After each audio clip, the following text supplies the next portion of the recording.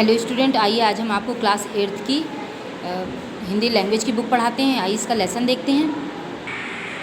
यहाँ पर देखिए बच्चों, लेसन 6 और चैप्टर का नाम है वचन।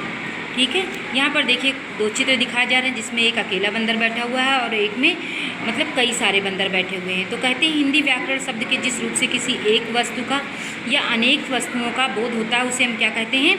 वचन कहते हैं। ठीक है, अब आइए बच्चों देखते हैं वचन के भेद कितने प्रकार के होते हैं। तो वचन के भेद 2 प्रकार के होते हैं।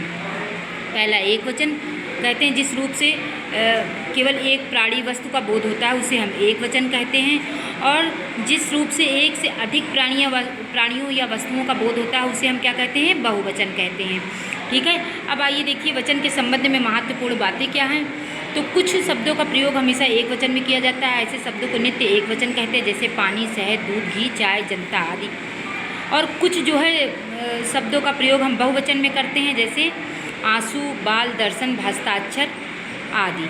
फिर देखिए यहाँ आदर व सम्मान प्रकट करने के लिए एक वचन के साथ बहुवचन क्रिया का भी प्रयोग किया जाता है, जैसे अध्यापिका पढ़ा रही है तो ये हो गया हमारा बहुवचन, और माताजी बाजार गई हैं ये हो गया हमारा एक वचन।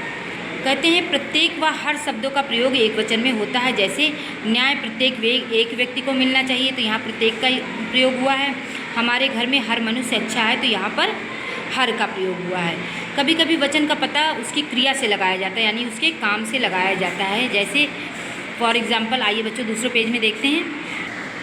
यहाँ पर देखिए एक वचन आम मीठा है, और अगर इसका हम बहुवचन बनाते हैं तो आम मीठे हैं। यहाँ पर ये मीठे शब्द जो है हमारा बहुवचन की ओर संकेत कर रहा है। फिर आइए देखते हैं वचन परिवर्तन के नियम किस प्रकार होते हैं। तो ठीक है, पुल्लिंग शब्द में आकारांत शब्दों के अंत में बड़ा आ का ए हो जाता है, जैसे एक वचन में इसका होगा सपना, और बहुवचन अगर प्रयोग करेंगे तो हो जाएगा सपने।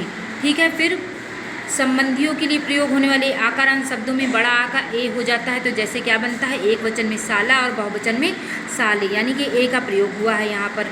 ठीक है, फिर यहाँ पर देखिए संस्कृत के आकारांत शब्द जैसे नेता, पिता, देवता आदि, और अधिकतर संबंध सूचक शब्द भी अपना रूप नहीं बदलते हैं, जैसे दादा, मौसा, नाना, चाचा आदि। अब आइए देखते हैं आकारांत शब्दों को छोड़कर अन्य शब्द बहुवचन बनने पर अपना रूप नहीं बदलते हैं। कैसे? तो एक वचन में गुरु, और अगर इसका बहुवचन बनाते तो भी गुरु ही रहेगा। एक वचन में वचन है और बहुवचन में भी इसका वचन ही होगा।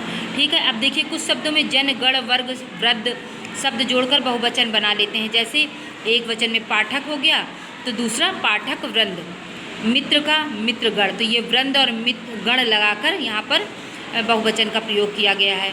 उसके बाद आइए देखते हैं स्त्रीलिंग शब्द। यदि स्त्रीलिंग शब्द के अंत में आ है तो उसे ए कर देते हैं, जैसे एक वचन में इसका आएगा खबर और बहुवचन में हो जाएगा खबरें, यानी कि ए का प्रयोग किया गया है। तो बच्चों आइए अब इस पेज पर देखते हैं। यहाँ पर देखिए यदि शब्द आकारांत, उकारांत या उकारांत हो तो उसमें ए का जोड़ देते हैं, तो जैसे क्या बनता है? देखिए एक वचन में अबला, और अगर उसका हम बहुवचन बनाते हैं तो अबलाएँ।